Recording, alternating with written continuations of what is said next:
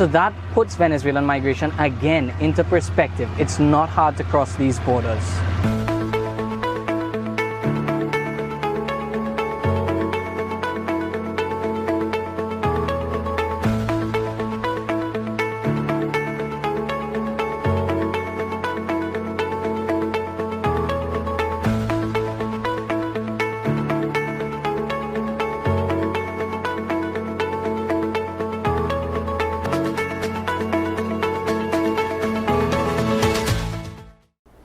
Those darn millennials. If you've ever seen that, heard that, said that, or are fed up of hearing that, this is the episode of Trini Inspirations that is for you. Welcome to the Errol Fabian Studio. Welcome to Fuzz Events and Entertainment Limited's presentation of Trini Inspiration, episode 12. Today we introduce you to a young man who is in his early 20s. He is a graduate of the University of the West Indies. He is a social media investigative journalist and, shall we say, explanatory reporter. We'll explain more of that later on. And he is also a fisherman. Without any further ado, I would like to introduce you to the young man who is responsible for the channel on YouTube known as 868 Media. 100% Trini, 100% patriotic, and 100% the reason for his appearance on Trini Inspiration. Today we say good afternoon and welcome to James Lanser. Well, it's great to be here. Thanks so much for having me. Let's start with the video that was probably the most popular and by the statistics definitely the most viewed. A few views short of 200,000 as at this afternoon on YouTube. The video is entitled How Venezuelans Are Penetrating Trinidad's Borders. What inspired you to produce this video, to tackle this content, and thereafter answer the question for us, how are Venezuelans penetrating Trinidad's borders? Well, what inspired the video was, it was a very relevant topic at the time when the whole entire Venezuelan registration process was going on. It was about thereabouts that time at which that video was released. So it was very popular in the public opinion and people were very concerned about how many foreign people were illegally coming into Trinidad and Tobago, how many people would be posing a threat to them when they go to sign up for a job. Various different people had concerns about the entire situation. So that made me think, well, let's produce a video, something to do with this entire topic. And then I started to brainstorm. As I was brainstorming, two news stories broke. One occurred in South and one in town in Port of Spain on the west side in Chaguaramas about Venezuelans who had been caught by the Coast Guard entering Trinidad and Tobago's borders illegally, entering here. And so I said, wow, let me start to look into this. I made some phone calls and I eventually got onto somebody who owns a dock or who operates out of a kind of a port facility in Chaguaramas in that region. And they had told me that it was a regular occurrence that, you know, a boat would pull up, whether it be a local boat, most of the times it would be a local boat, full with Venezuelans, and they would literally just come onto the dock and run for the road, and they would have maxis and everything waiting for them, and that was it. And he told me that was a regular occurrence, it was occurring. So I got a lot of information from that same guy, and then I put together the video.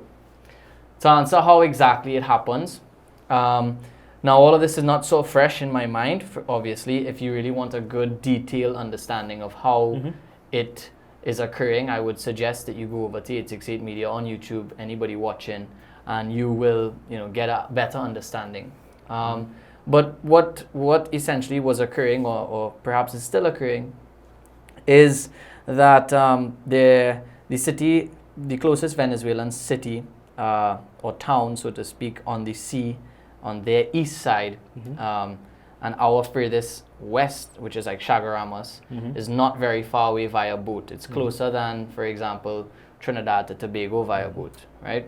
So all it takes is a boat ride away, and the ways in which that could happen are manifold, but the most common way is that they would get into a Trinidadian boat at some point during that crossing, so that, if the Trinidad Coast Guard were to see that boat, they would be less suspect of it.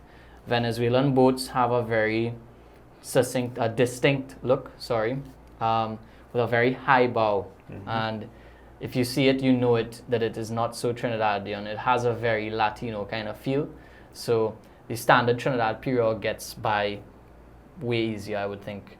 And south side of Trinidad too is not really discussed in that particular video. That video, for some reason, I think it's a mixture of things. The thumbnail was very good, the title was very good, and as you said, it has more views than Vice News has a similar video on Trinidad, Venezuelan migrants here, and my video is over there. Not to brag or to big up myself much. I think the quality of their video might even surpass mine, but for whatever reason, the video I produced is outperforming theirs. But I did another video about the south penetration of the borders as well, and I think that is actually probably where it occurs more, the Caracas region, because it's even closer. So I've visited with locals in Cedros y Caracas, and I have also had conversations with folks who live in Moruga.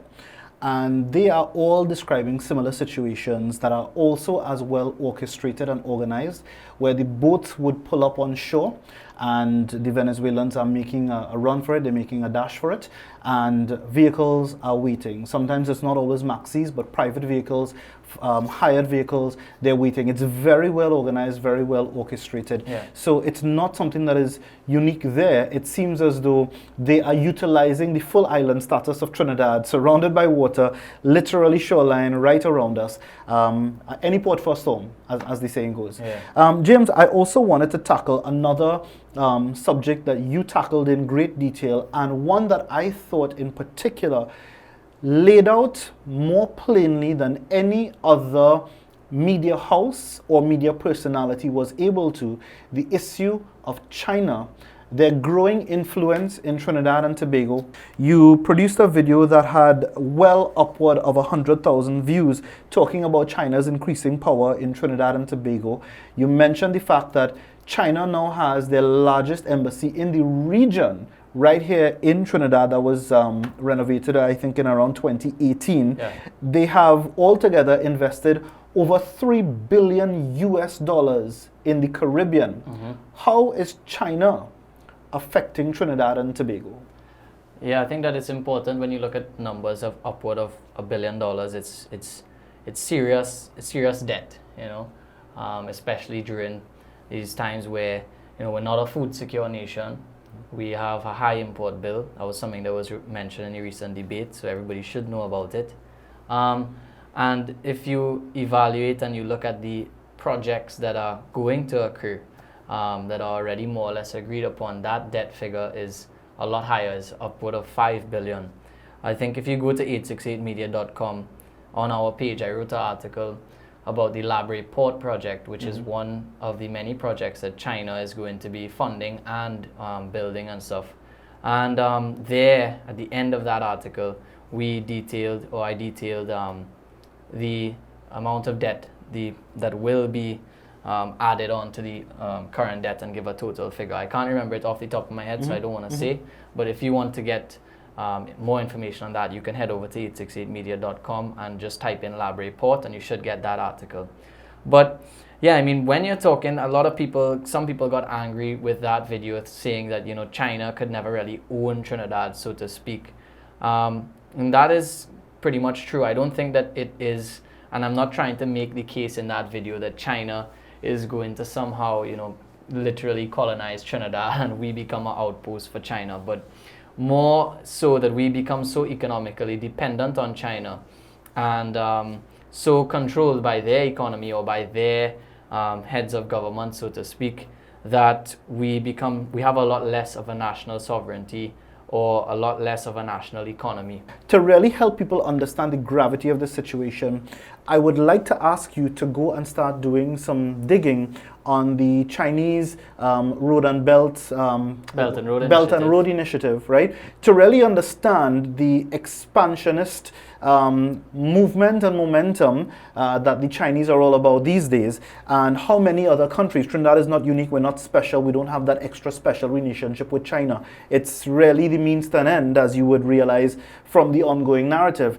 But we are strategically located, and the real risk is something that we have seen seen in other countries as well. In one of your videos, I think that very said video, you spoke about and were interviewing a guest who spoke about examples such as Singapore, Africa, and Sri Lanka, where in Sri Lanka, for instance, they were not able to repay the loans. These loans, by the way, that China is giving to all of these nations on most favorable terms that other countries and international agencies just cannot match. But when you default on these loans, this is where the ownership really comes into play, because there's the issue now of the seizure of assets, of ports, of land that China is now going to hold as collateral, or now going to use as the means by which they receive their repayment. Yeah, that's happened in many countries. If you Google right now, I believe the last time I checked, it was a while ago, but the largest port in all of the world is a Greek port in Greece, and it's 100% owned by China on like a 300-year lease or something like that, some crazy thing like that. So basically it's moving the most amount of goods, and the country profiting from that is China, and it's the result of a similar deal whereby you have these Chinese experts who come in and they would tell you, okay, this is the proposal for this great port, and this is what it would cost, and based on the port and the size and everything, you will be able to pay back the loan and everything will be fine. We'll lend you the money, whatever. And then turns out it doesn't work out that way. You fail to pay back the loan. Or just look at the Chinese infrastructural projects that we have had, like Napa, for example. When Napa was finished, the days after it was finished, it was announced that we had to spend like upward of 200 million to fix it. So we were fixing something that we just built. So with the costs go way higher than they naturally were planned to be. And so it becomes hard to pay back these loans. And then they say, oh, well, remember, this was a part of the agreement that if you couldn't pay back, we'd run it for a little while. And then China sets up this economic, belt, so to speak. That's a good word that they use, to, supply their own economy and for their own betterment, of course. And a big problem is that, even inside China, the problem is big because it's very communist. So you have a society whereby the government owns practically everything. So there's very little free trade and individual businesses. So when we're talking about a Chinese company owning these ports, it's the government of China that owns these ports.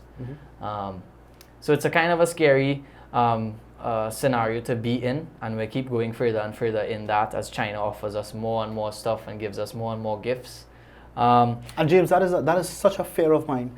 I stop short of trembling when I get news of more and more loans being accessed by our government or government agencies, from China, and I keep wondering, who is going to repay these loans? Because these are loans that in our generation, and with the downturn in our economy and the downturn in the global the demand for oil and energy products, Trinidad and Tobago for generations to come will still be repaying these loans unless we default, and it's even worse. So it's kind of like once you agree on it, and that's a huge part of the problem. A lot of the time, these big projects are agreed upon without any real public consultation first. It's not to say that we can't fault the government and say they've done no consultation. For example, on the Chinatown project, there were 2 or 3 public consultations with vendors and shop owners and stuff.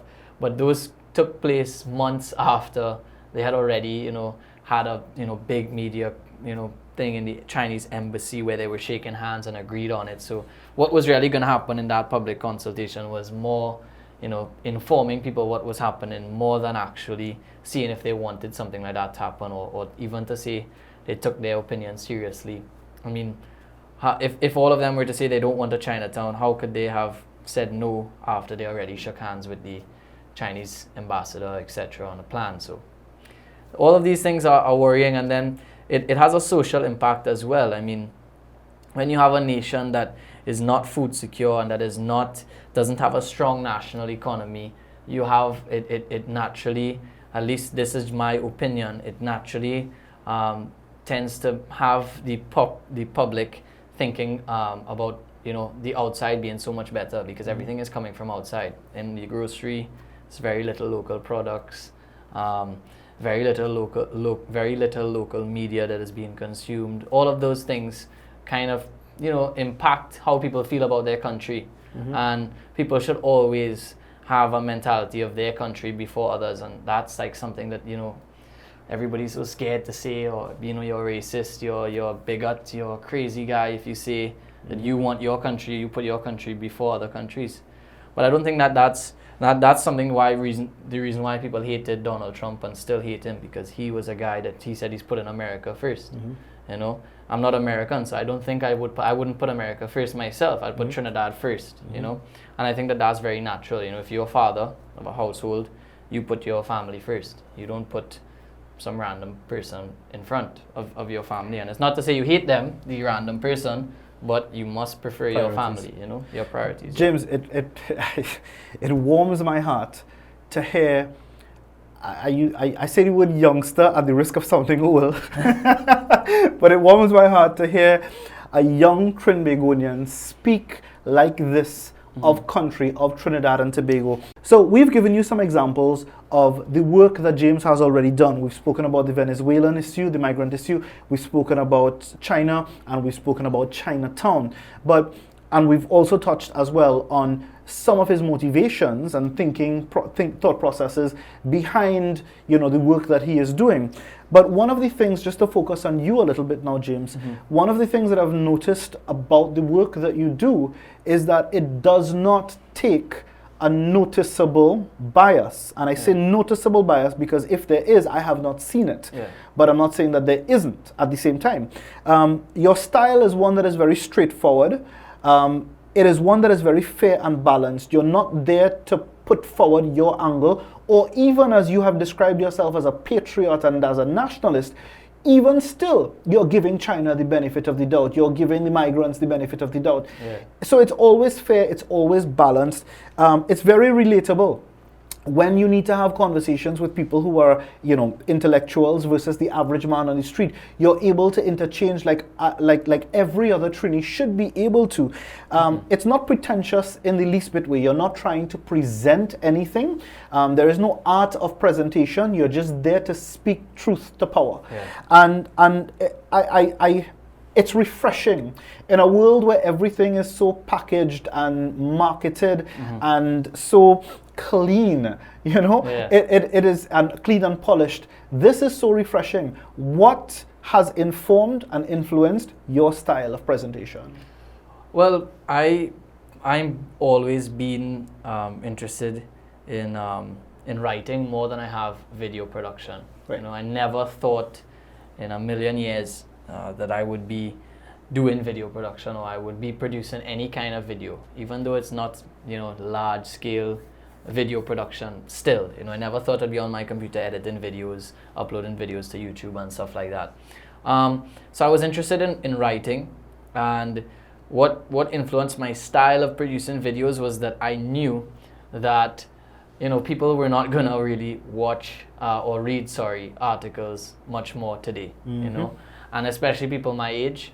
When I would send them something, a lot of friends, mutuals of mine, and you know, sometimes they'd respond, "Hey, this was really good, a good read."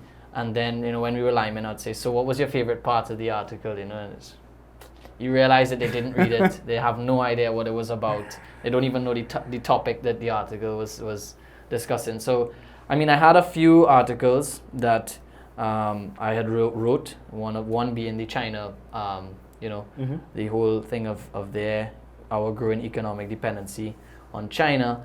And I knew that if I write this and put it on a blog or on a website, people might read it, but it may not really be around for long, you know, and it may not really get that many eyeballs. So I knew that I have to kind of move with the times and produce a video. And that's kind of how it started. I just said, well, you know, I need to figure out a way at which is most presentable. And I started to just watch a lot of YouTube videos, and not for my own entertainment, but to learn. So I would watch, independent journalists who were on the streets producing videos and getting alternative views out there. And I would just take notes on everything, little details. So that's something that anybody can do. You just watch it, you say, okay, his intro took 10 seconds. He used, music for 5. He used a voiceover for 6. And you kind of go and you could say, okay, what were the distinct parts of the video? Okay, the video title, he made sure that was known to everybody. And I just kind of went like that. And then as you produce videos, you also kind of develop your own kind of style. So I think that if you look at my videos, there's a kind of similarity between them. But then also they change. The quality gets better. You figure out better how to color grade the videos, how to make the little things look better, how to better sync the cuts with the music. And all of those different things are not very hard. If anybody wants to go into film, I would just suggest that they just start watching YouTube videos and taking notes of their favorite YouTube videos. Things that they like is what other people want to see. Also, I don't think anybody should be really going to film school. I don't think it's really necessary. In this day and age, there's so much online that you can learn from. My videos, the first one, the China one, which is the second biggest one that I did, that's the first one that has serious video editing and strategy in it. I edited it in 2 weeks, and I had never edited a video in my life. So anybody can watch that and see, how much you can learn just from online taking notes, and just take yourself seriously, and work hard, and it happens, Agreed. I love that. But I want to ask you now, James, some very sort of rapid fire questions. Right. As in, I'd like your short answers on a couple major things. First up, where you started. Your first published video, at least the one that is available on your channel today, was a video that tackled the issue of security at the University of the West Indies, St. Augustine campus. When this was a burning issue, students protesting and being arrested, and it was the topic of the day. And I looked at that video in its entirety, and you were able to not just present yourself as someone who is unbiased and without cocoa in the sun, as they say, but someone who just really wanted to get to the truth. And coming out of that video, I really liked your style, and you sort of honed that style moving forward. So my question really is, having started then to now, do you see a line? Do you see a pattern? Do you see how that start would have informed where you're at now? Potentially, yes. I think that that start would have for sure impacted all of the other videos, because that would have been the first time that I actually had to look at the back end of what video editing looked like. That video was very basic. There was a friend of mine, Stefan Messiah is his name, so he has a YouTube channel now also. It's a little bit smaller, but he produces some good stuff, and he helped me out. We took the video with my phone, this very same phone right here, and we bought a Bluetooth microphone. It was like 20 US online, and we said, hey, let's just ask people what they think about security on the campus, because we're on the campus and we just do it before class. And we did it, and you kind of just maintain a similar style. But that video, the thing is, it's very different, because it was very little work, because I didn't have to do a lot of speaking, and my opinion and what I was doing was not really, it wasn't really part of the video. So I just had to ask people the basic questions. Do you feel safe on campus? And they said something, and then I said, oh, okay, so, and it was very, very basic. But even in that moment, James, you have to accept as well that sometimes that is all that is required of us. Just to ask the question. Yeah, the right questions. The right question. It gets you. And to the right people, because the people that you were able to speak with in that video were able to give you so much more than I expected. Even I expected when I clicked on that video to look at it. You were able to get suggestions as to who the culprits could be.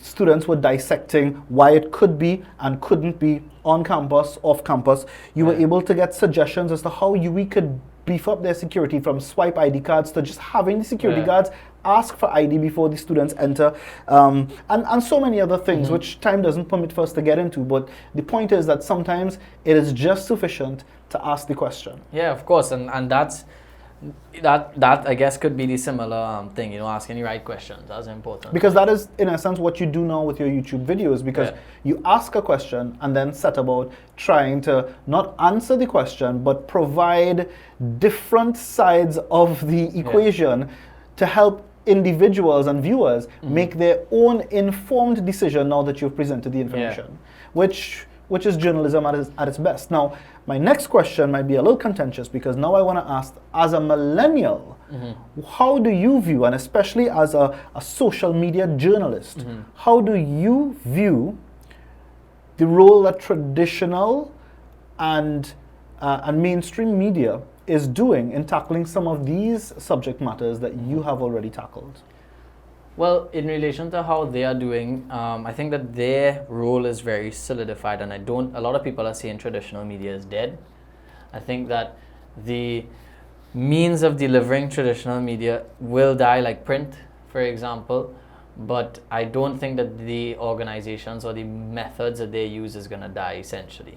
I think that they have an important function, which is to say things that happen. They just basically are repeating the same things that happen. But I think that there's a lot of room for, when you introduced the whole thing, you said that something I do, or at least I try to do, is explaining the news more, contextualize it, make the common man king, make him be able to understand what's going on, somebody who is not occupied in the researching of how the court system works or how the election system in Trinidad works needs to be able to see a video or needs to be able to read an article on election day or when an important court ruling is taking place and say, why did that happen? How come it happened that way? And understand it all. I think that the mainstream media, the print media, doesn't provide the common man with that experience.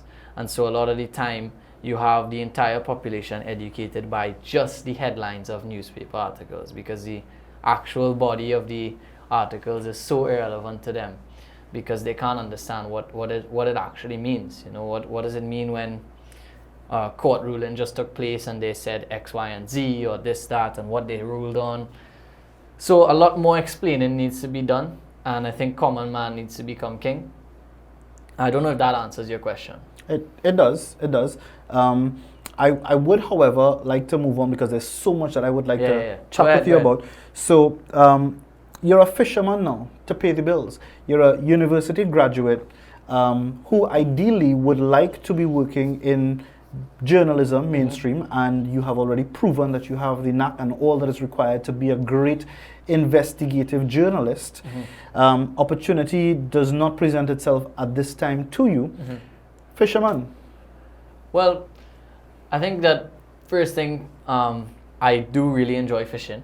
That is something that a third generation for me, because my grandfather went into that to pay the bills, and then naturally all my uncles and my father as well did that for some time. Now he owns a fish processing plant, and so it's very natural for me to go that route. The more unnatural thing would be to do journalism, but the reason that I'm in fishing is that, just finished university, and, sometimes you need to do something with your hands. You need to, I think that's something that is very undervalued, and it's something that,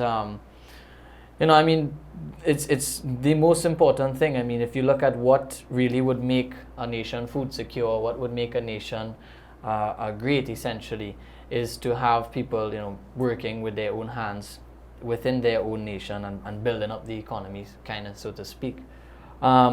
And so, it was very natural. I was thinking about after university maybe learning a trade like plumbing or electrical so I could do something with my hands. But it came very naturally after school that I, having a little bit more free time, went back fishing just for sport, and then enjoyed it so much that I decided, hey, I could actually, do this for a living, and just make some money on the side, So that's what I'm doing now.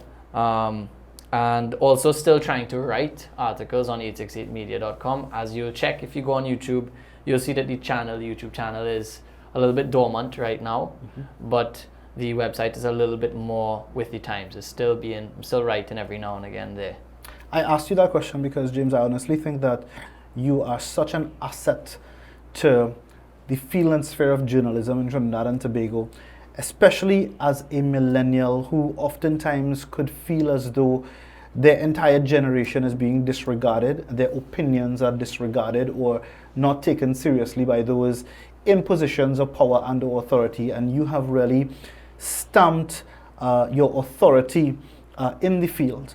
And I just want to reiterate all that James has said, in that if you have not yet seen his work, please head over right now to 868 Media, their website, YouTube channel. He's also on Facebook. You're on Instagram as well, right? Yeah, I'm not too active on Instagram and on all of those platforms.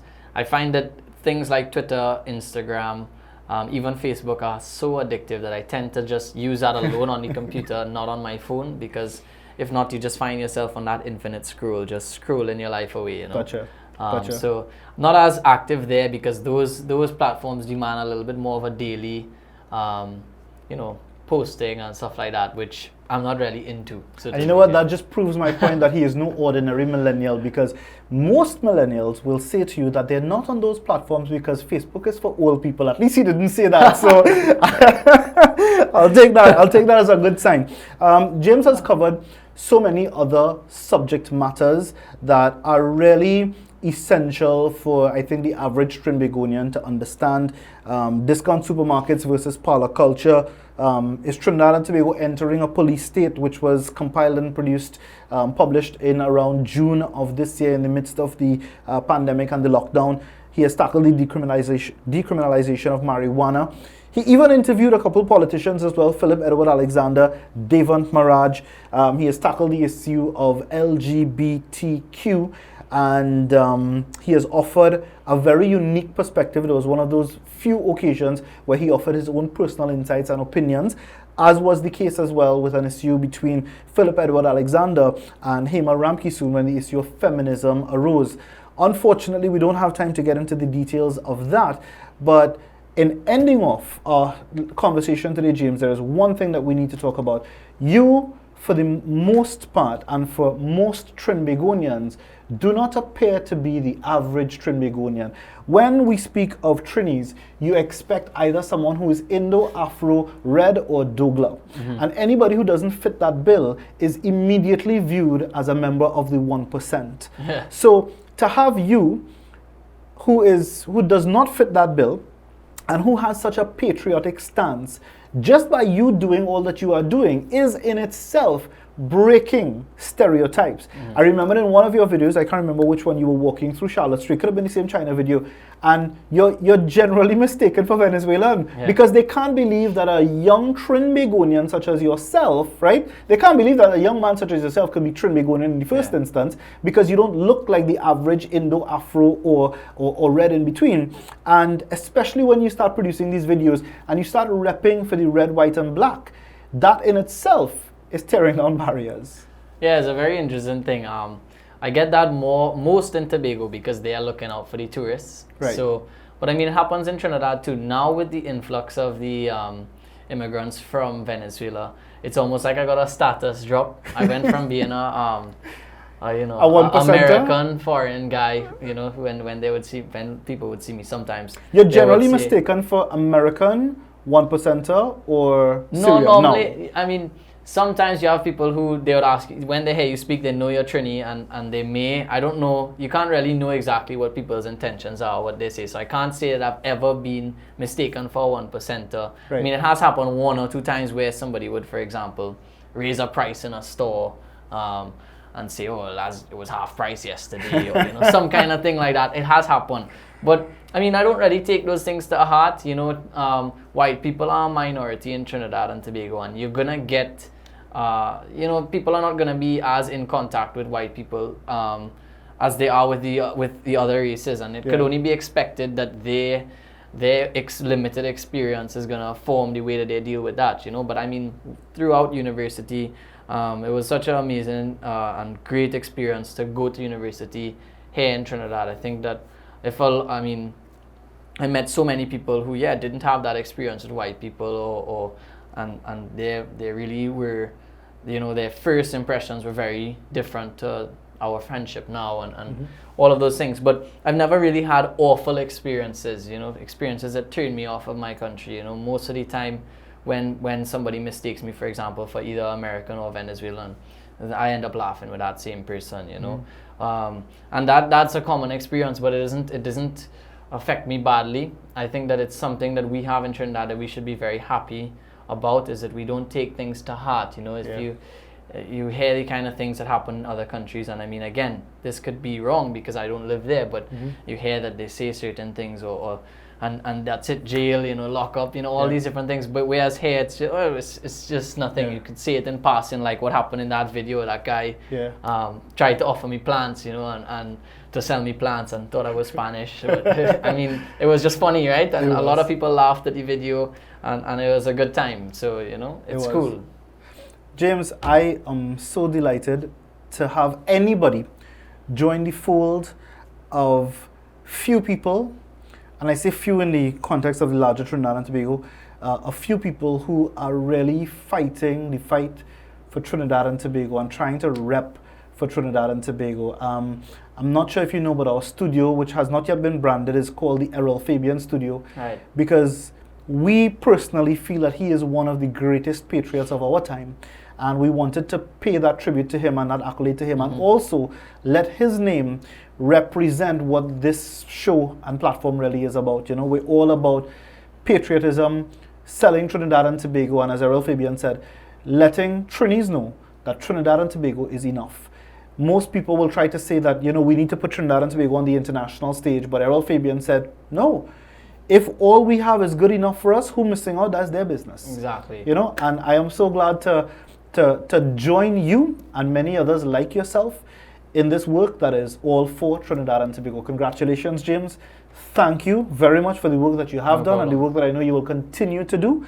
And I hope that you, looking at today's video, will go right now and subscribe to 868 Media on YouTube and all of the other 868 Media, all of the other platforms on which 868 Media exists, and go click, view, enjoy the content, like, share, subscribe, help the algorithm to work on James's behalf as well, so that it could become a little lucrative for him, so that he could also start focusing more and more frequently on producing and publishing content, because it's been about a couple months since we've heard from him officially on the channel, and I'm hoping that today's conversation might spur him on and spur us on to encourage him to continue to churn out good content and well-balanced investigative journalism on social media platforms. James, it's been a true pleasure. Well, I have to say thanks so much for those, again, started with very sweet words and ended likewise. So thanks a lot for all of that, and for the encouragement and motivation to get back out there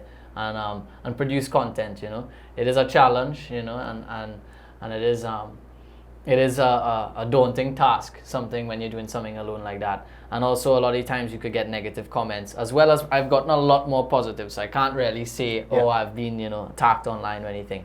But yes, I have to say thanks a lot for inviting me, and for all the encouragement and sweet words and all of the sweet up. Well, it is only going to get sweeter, because anybody who's been looking at this show for long enough knows that we now have a tradition of, we don't do hors d'oeuvres, we do halwa. Have you ever tickled that Trini bone in you to have something called halwa? I haven't. No? Well, you're 99.9% Trini, James, and today, at the end of this video, he's going to sample that halwa and officially claim 100% Trinbago status with the halwa. That's it for today's edition of the show. Any words in closing, James? That's it from me, everybody. Thanks a lot for viewing, and then again, share this video, help these guys out. It's a good initiative on their behalf. So thank you very much. So until next week, God willing, for episode 13 in the series, thank you sincerely. Until then, bye-bye for now, and God bless.